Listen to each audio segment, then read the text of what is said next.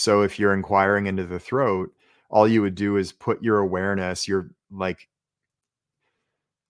awareness meaning not you're thinking about your throat, but you're feeling it internally inside the blockage. You're actually feeling the body with the tissues of the body. Does that make sense? So feeling into the blockage, okay, what size, shape is it? What location is it? Is there an emotional texture to it? Do any like colors or any, shit can happen, especially in the throat, I've noticed, where like words will come to mind. The throat is an area of communication, obviously. That's where the vocal cords are located. And so it commonly, not always, but very commonly, a throat blockage will be unexpressed words, things you didn't say that you wanted to say. This was part of dealing with a really sociopathic business partner at one point. I had a significant throat blockage for several years after I ended that partnership. And it was a lot of like things I didn't say in the moment, me choking back my words for the sake of keeping the relationship and the partnership intact. So those words are not only just words, they're also the emotion that was carrying those words. I'm in a conversation, he ignites this like anger or frustration or fear or, discomfort of some kind in me. And that wants to be expressed in words. And I clamp down. I choke those words down because if I just express a whole bunch of crazy anger at him, that could destabilize the business, you see? And so we have these survival techniques. If you're, in a conflict with one of your parents, if your parents disagree with something that you want to do or whatever the case may be, you're in a fight with a parent, for you to say what's true for you might not be very comfortable. And so it could be easier just to be like, okay, I'm going to be silent. And then those words are like just stuck here, you know? These sorts of things happen to all of us in life. Like there's things we have to hold back. And if you're not, that doesn't mean you should always say everything that you want to say, but it does mean that the energy needs to move internally smoothly. So if I was in a conversation with that business partner now, for example, and he said something that angered me, and there's something that I want to say to him, instead of actually saying it to him, which might not be the best thing in that situation, it could be experience the anger internally, say to him in my mind what I want to say, consider those words, and then continue to allow that energy to circulate internally until it's clear, and then have a conversation from a stable place, in 20 minutes, in an hour, in a day, in a week, whenever I can be stable with what I want to say. So point is, for a throat blockage in particular, if it's something like, unexpressed words combined with an emotion that's caused some tension in your throat, put your awareness on it, feel into it. Again, noticing size, shape, texture. Is it moving? Is it contracting? Is it trying to expand? Is it doing both? Does it seem to want to move somewhere? Does it seem to want to move downwards or move upwards? Is there an emotion or like a slight emotional texture, like a whisper around the edges, like a lining? Or is there no emotion at all that you can notice in that moment? Now, what you do with that is whatever it seems to want to do. Like if the blockage wants to move maybe to the side or like in a circular motion, whatever the case may be, try to see if you notice that, to just help it, ever so slightly help it to move in that direction. So if it seems to want to get even tighter, see if with your awareness, not you like clamp down, but just allow the energy to move and get tighter. There's an intelligence to the energy of that blockage. Energy wants to move. And what it might need to do is to compress so that it can release. it might want to just release and move to a different location. See if you can allow it to move in the direction that it wants to. And just treat it like an inquiry, like a curiosity, like, what is this thing? Not let me get rid of this, but there's a whole bunch of information in there for you. There's a bunch of energy and intelligence and information that will help you learn about yourself and how to handle whatever situation caused the blockage in the first place better next time. So put your awareness on it, feel it, see if you can help it just slightly do whatever it wants to do. Even that part is not entirely necessary. That's like a slightly more advanced approach. You can just put your awareness on it and see what you notice.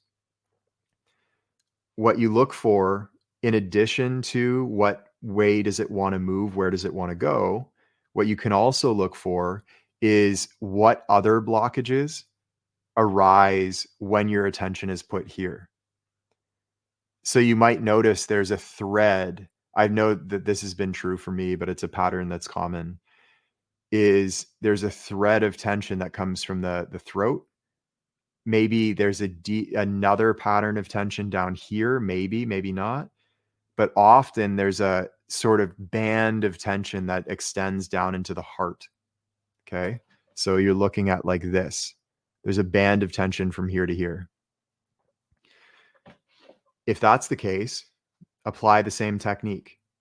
Put your awareness on it, saturate that tension with your awareness, focus your mind on it. When your mind wanders, bring it back and see if you can just relax into it and keep relaxing into it until it wants to move.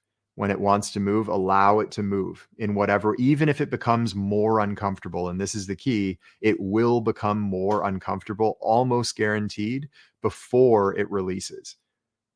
So if it, as you're placing your awareness on it, if it becomes more uncomfortable, good. That's what you're looking for. That's it. That's a sign you're moving in the right direction. Just keep on relaxing around it. Keep on allowing it to move in tiny little ways. It might be almost indetectable. Little micro changes. If it doesn't change at all, just let it not change at all. So you're just watching it, observing it, and then see what comes up. And a teacher used this analogy with me. It's not even so much an analogy. It's like a literal statement. The body shares its secrets with you. The body shares its secrets when you pay attention. The body holds infinite information, which is all like most of it is unconscious. We have conscious awareness of like this much of what's going on inside our mind and body. Contained in the mind body system, in the human system, is an entire universe. And I mean that literally, an entire universe. And so that's what if there's a spiritual path or the path of meditation, it's of exploration of that universe within. And so this is a way in. These blockages, so to speak, are like doorways, gateways into that deeper sort of universe within. The body will tell you its secrets when you pay attention. So hold your awareness on it once again. Watch it change, watch its patterns. There's no such thing as a wrong move as long as you're letting it make the moves that it wants to make, even if that's no move at all. Even if it's just like getting super fucking uncomfortable and it's like locked in place and oh my God, this is terrible and this is so painful. That's fine.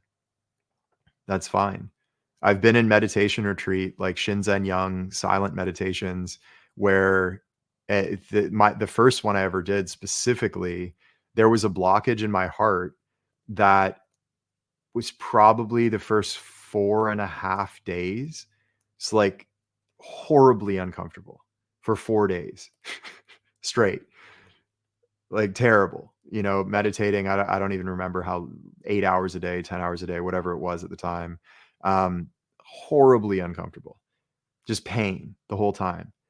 But because we were in that meditative retreat setting, it was like, oh, this is what we're here to do. I don't need to do anything else. I don't need to worry about anything else. So actually, the more pain is, that's better. That's pain draining out of my system. And I still remember on the fourth or fifth day or something like that, we're in an afternoon meditation. I'm sitting there.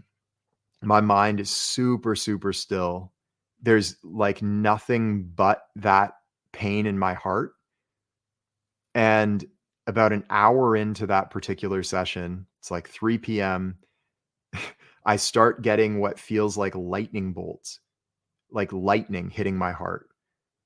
And because my mind and nervous system are so still, for some reason it didn't register as a problem. Like if I just suddenly had this like lightning bolt shock in my heart, I'd be like, oh, fine, 911, like call the hospital. I don't know what's going on. But I was just in such a deep state. It was just, there was no resistance. It was very clear that that's just what the energy wanted to do. And I remember like this lightning striking my heart sensation over and over, not in sync with my heartbeat, but like off timed. And it just did this like lightning striking the heart over and over for a few minutes. And then finally it struck and it felt like this something broke off, like a chunk of an iceberg just falling off. And then another one fell off, and like ice just evaporated from around my heart and it opened. And that was a 4 or 5 day process. And it took me paying attention the whole time, like going into my heart. I was getting energy work from a practitioner there as well. I was getting coaching from Shinzen. There's a whole bunch of stuff going on. Obviously, this is a trauma release, like a deeper one, but that can be what it's like, where it gets incredibly uncomfortable. And it takes you into a place that you don't want to go. But that's almost guaranteed, because the reason there's a blockage in the first place is because your mind doesn't want to go there. It stuffed it down. It's holding it in place so that you don't have to deal with it. And so ultimately, to get to the other side of it, you have to deal with it. There's courage involved in that, and there's a willingness to be uncomfortable involved in that. And I'm not saying you're going to have lightning strike your throat or anything like that. Again, no, the body doesn't repeat itself. That was unique to my situation. Yours might be very simple and easy. Yours might be very complicated and, you know, take 5 days of meditation retreat. Who knows? But on the other side of that, all of that energy and intelligence and information that's in there right now becomes available to you. You literally get access to more of yourself. I've used this analogy so many times, so I apologize, but it's like money frozen in a bank account that you now have access to. And how could that not be worth the discomfort? So keep that in mind. The benefit is just so worth whatever pain you have to go through to get it. It's just so worth it. You get access to more of your personality. Suddenly you're speaking freely. You're talking to people in this smooth, relaxed, there's no discomfort. Nothing's getting jammed up. You're just uh, being yourself. You're just being yourself without restriction. That's what meditation, inner dissolving gives you access to. So that's my word of encouragement. I know that's like a long monologue on dissolving, but that goes for everybody here. You know, that's what a big portion of this path is about, is freeing up these parts that are closed down, locked up, and opening them. And in the process, you just become more you. Does that make sense, Jonas? Yeah, thank you. I really resonated with um, what you talk about your business partner, because I felt that before with my basketball coach. So I think that might be the reason. But yeah, thank you. It was great. Yeah. And that kind of reminds me, also, writing what you want to say, if you know who the person is, especially, for in the case of your basketball coach, sitting down, words unexpressed don't have to be expressed to the person. And in a lot of cases, they shouldn't be. Like, it would not be productive, right? If you just went and chewed out your basketball coach, like, you fucking asshole, this, you ruined my life. Like, what good would that do anybody, And it probably wouldn't even free up the blockage, honestly. It would cause a whole bunch of other disturbance. So in cases like that, and we all have things unexpressed, people that we want to say things to, most of us anyway. I think that's rare to find a human that has said everything that they want to say to everybody. So in the cases that are more charged like that towards your coach, you could sit down. I like typing because I type faster than I write, but you also could write and write stream of consciousness to that person, just again pouring out all the venom that's in your mind, all of the negativity, all of the stuff that you couldn't possibly say. I said this at our retreat last year. If it seems like you need to burn the document after, you're doing it right. And I would do that. Paired with the dissolving and meditation, you can make really big progress really quickly. If I had introduced that writing practice back then when I was doing the Shinzen Young retreat, I think I could have processed that thing in maybe a third of the time, I would guess, a third, maybe half the time. So it can really accelerate things. And then you can use that forever. Use that as a technique forever. Anytime you get into you hold a charge towards somebody, pour it out on paper. Pour it out on paper and just let it out in a tangible way. Yeah, I would try that out. That can really, really help.